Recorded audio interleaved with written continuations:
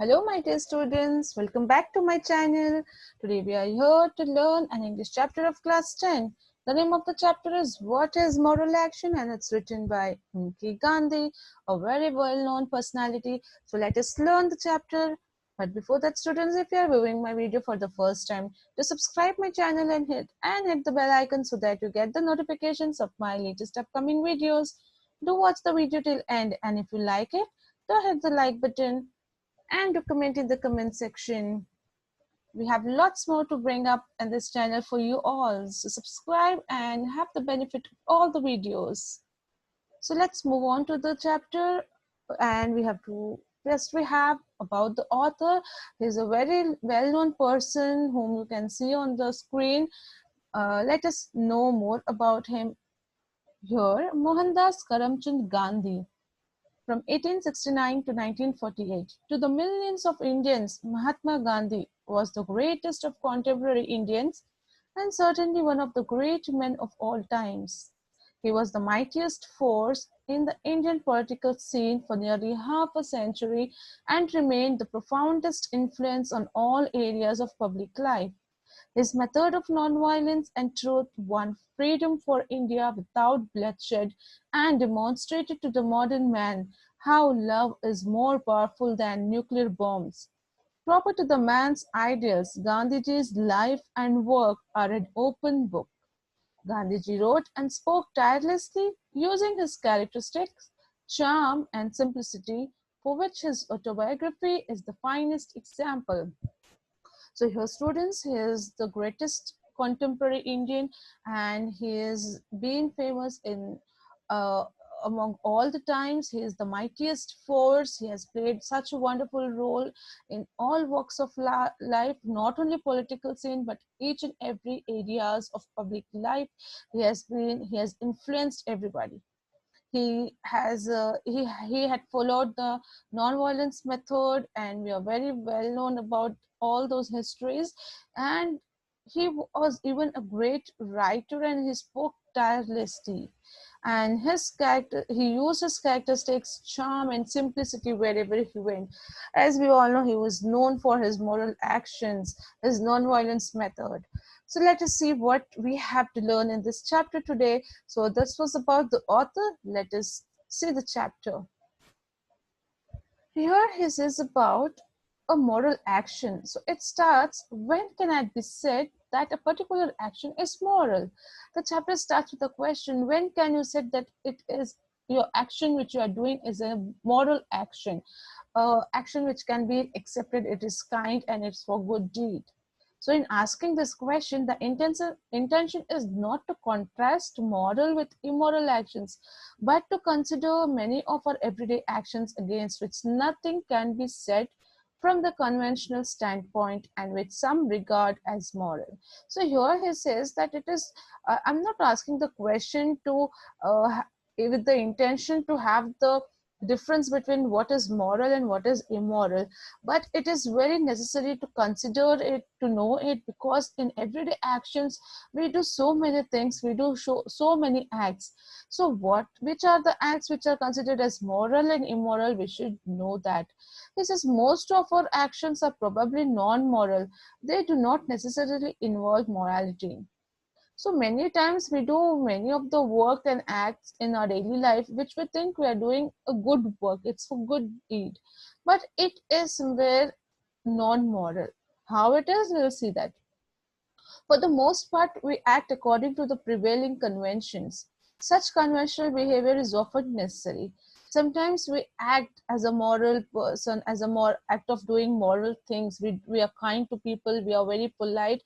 It is just because of the prevailing conventions, the rules, the behavior which we have to show in the society, which has to be accepted. So because of that, we just tend to behave like a good person, or we do the good deeds. Then such behavior is also necessary, because if such rules are not there, if it's not observed, anarchy would be there. Means there would be no government, no power, no superior power, and it will result to the chaos, and the society and the government will come to an end. So we need to make a conventional behavior or rules which has to be followed by each and everyone. Still, the mere observance of custom and usage cannot properly be called morality. So he also says that the whatever customs and rules we are observing, so we cannot call it as it is totally a moral act or a morality. So we'll see further with many examples where we'll understand it better. A moral act must be our own act. He says it should be from ourselves. It should spring out from our own will. We should wish to do that. It should not be mechanically done. It should not be forced because of somebody's power or superiority that you are being forced to do that moral act. And there is no moral content in our act if we are forced and if we are pressurized and then we are doing that kind of act, then there's of no use. So such action would be moral if we think it proper to act like a machine and to do so. So if we act and if we do something which is very good and we are doing from our own will for the sake of God, then it will be a moral act. We should bear in mind the distinction between acting mechanically and acting intentionally. So he says we should be very clear that what we are doing is a mechanical act or intentionally we are doing, whether we are doing under somebody's pressure or we are doing willingly from our own heart, from our own will. So that will make you distinguish that whatever you are doing is really a moral act or not. If you are doing intentionally with your own heart and will, then it's yes a moral act. If you're just doing mechanically because someone is pressurizing you or someone is watching you from up and above, then it becomes non-moral act. So he gives an example. It may be moral for a king to pardon a culprit. It may be moral for him. Yes, he has forgiven some culprit, some criminal or some thief, but the messenger bearing the order of pardon plays only a mechanical part. But the person, the messenger in the court who passes this message from king to the culprit, he's just doing his work. He's like a mechanical person there. He's acting because the king has ordered him and he's following the order of king. If he doesn't follows the order, he will have threat of his job. So he is doing because of some pressure or some superiority which is there above him. So it will not be called as a moral act. Yes, but if messenger does that with the will, with the thinking that this is my duty that I have to pass this message without the fear of the king, then it can be considered as moral one. But if he's not willing to do that work properly, but he is just fearful that if I don't pass this message to the person whom I have to, then the king will be asking me question and I'll be in fault. If thinking that he is doing the job, then it is not a moral act. So I hope students are getting the distinguish between what is moral and what is non-moral act.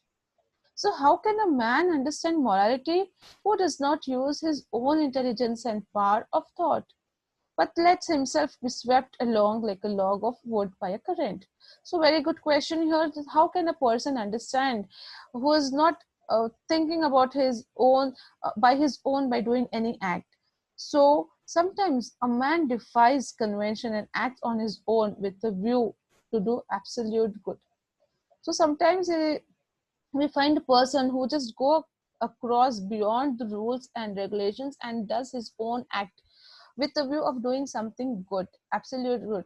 So that is called as moral act, and such a great hero was Wendell Phillips. A person by name Wendell Phillips.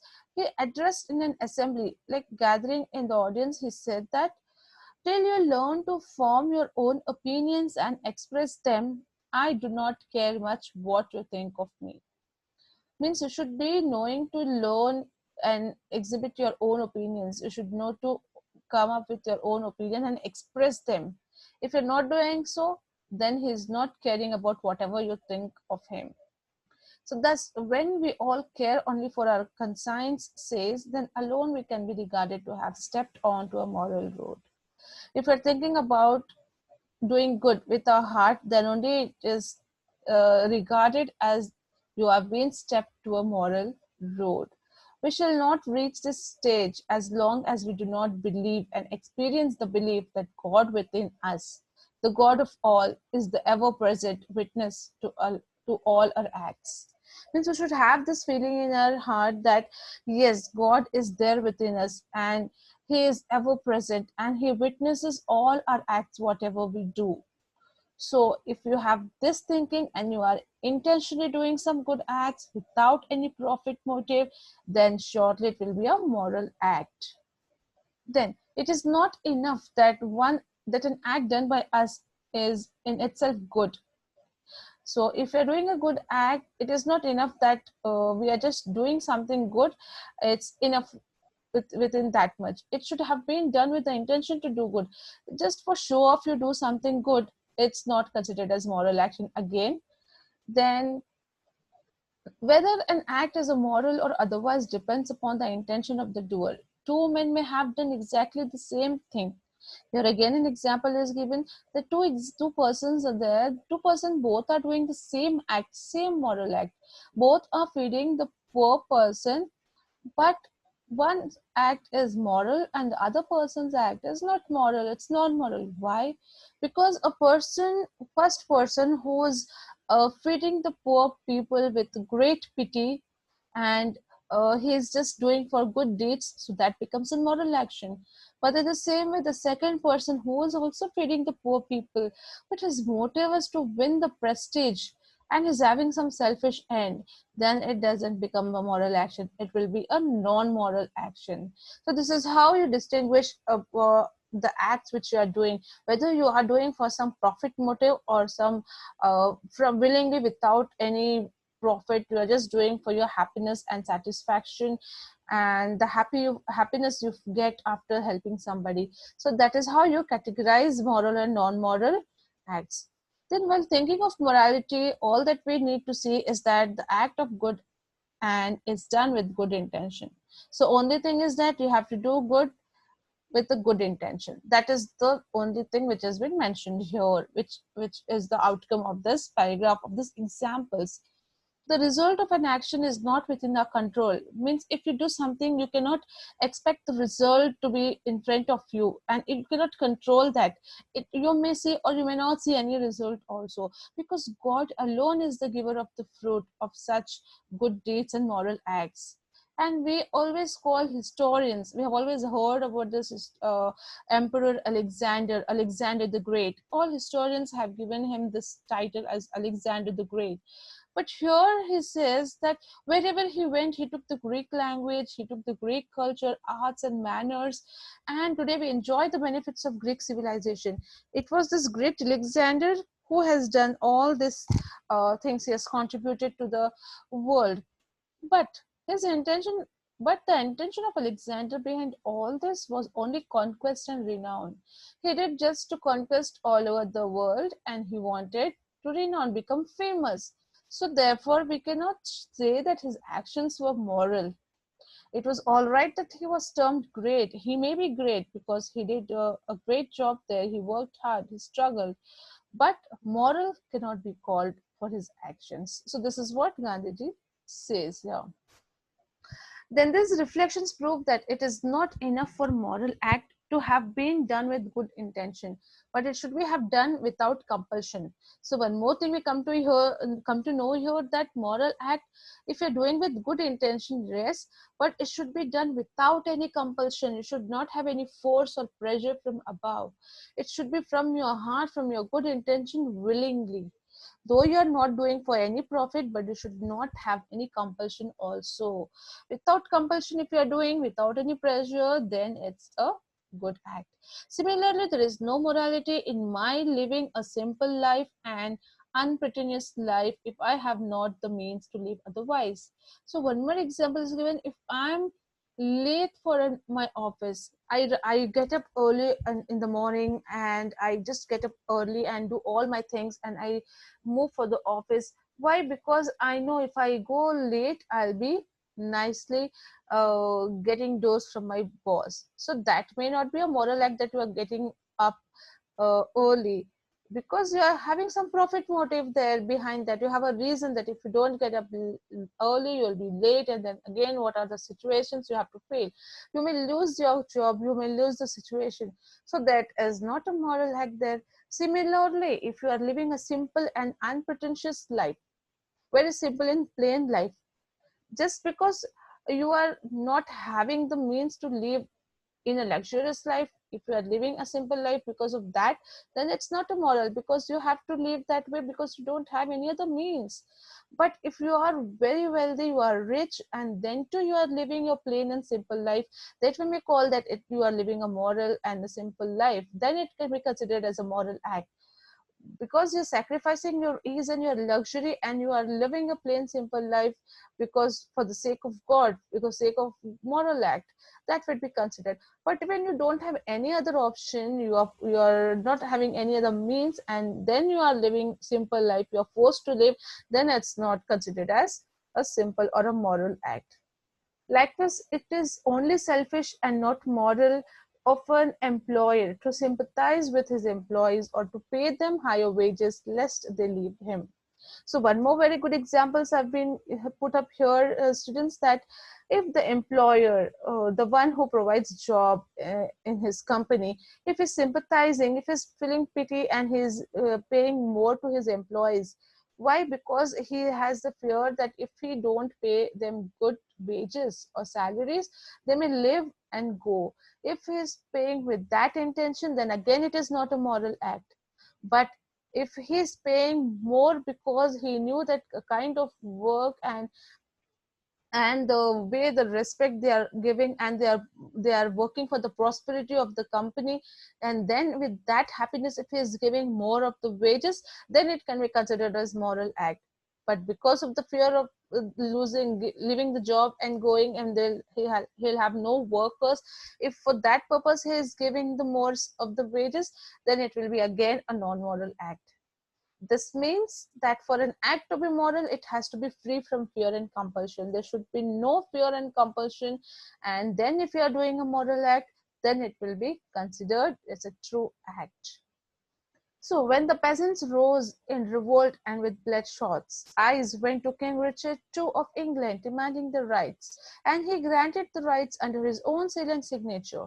So here again there's one example of King Richard II, who had given the rights to the person, to the peasants there, with his own sign and seal in front of them, because they had revolted so badly that he was in the verge of losing his seat. So because of, to overcome that danger, what he did, he just gave the rights to them. But once everything was stable, again he took back the papers which were signed, and he started acting again the same way. So this was again a selfish motive, and there was a profit, or you can say some kind of intention behind that. It was not a good intention. He only thought for his own profit. So this will not be considered as moral act. It is immoral. Now, for his first act was done only out of fear and had not an atom of morality about it. So, first step where he signed it, it will not be called as a moral act, because he was having that fear that if he doesn't give this to them, he will be losing his seat. So, this will not be considered as a moral act. Then we have, just as moral action should be free from fear or compulsion, so should there be no self-interest behind it. Again, the point is repeated here that it should not be done with the fear, it should not be done with the some pressure above you, and there should not be any self-interest behind it. Means you are thinking that if I do this, I'll be getting some profit, or I'll be getting back this. If you're doing with that intention, again it will be worthless, and it will be not a moral action. So that is what written. And as Shakespeare says, love born out of profit motive is not love. So this is how the moral act also goes with it. Then just an action prompted by the motive of material gain here on earth is non-moral. Means you're doing something to gain materialistic things, then it's not a moral act. Then so also another done for considerations of comfort and personal happiness in either world is non-moral. In the same way, if you are doing something here for the comfort and personal happiness that you will get in another world, means after your death, if you're doing with that intention, okay, if I want to get a good comfort and personal in the heaven above, then because of that fear and uh, that intention, if you're working and doing good acts, then again it will be a non-moral act. So that action is moral, which is done only for the sake of doing good. If you're just doing because of the love and devotion towards God, for enjoying higher seat after death, then, and it's pure from your heart, then it can be considered as a moral act. Yes, students. Then the great Saint Teresa wished to have a torch in her right hand and a vessel of water in her left, so that she thought that I would burn all the glories of the heaven with the help of torch, and with the other extinguish she could extinguish all the fires of the hell, so that men might not be very much of selfish motive to own these things, so that the people will serve God from only love, without fear of hell and without temptation of heavenly place. So that was her intention. Such a good thought it was of Saint Teresa. Then at last, to preserve morality, this demands a brave man. There should be a brave man with intelligence to face even death. And it is cowardice to be true with friends and to break faith with enemies. You should not be like that. Even if with enemies, you should treat and behave properly, in a good manner, in a moral way. Those who do good out of fear and haltingly have no moral virtue. Henry Clay, known for his kindliness, sacrificed his conventions to his ambition. Daniel Webster, for all his great intellect and his sense of the heroic and the sublime, once sold his intellectual integrity for price. Means here are great men, examples of great men who had sacrificed their moral behaviors, the rules at some extent.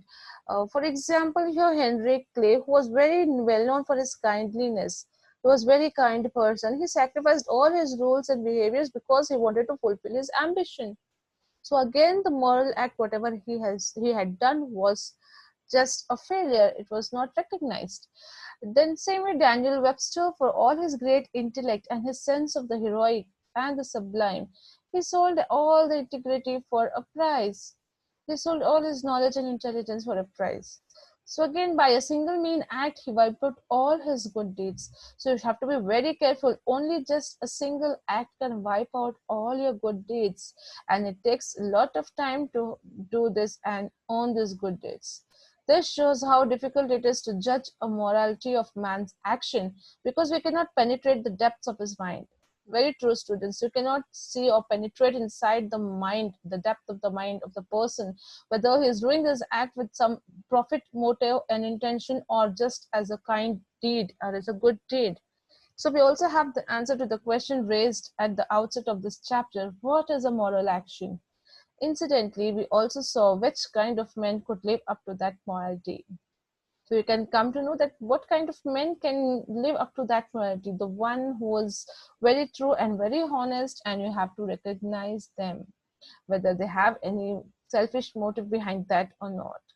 So in this way, when by various examples, Gandhiji has given us very beautiful examples here in distinguishing what are moral actions and what are non-moral actions.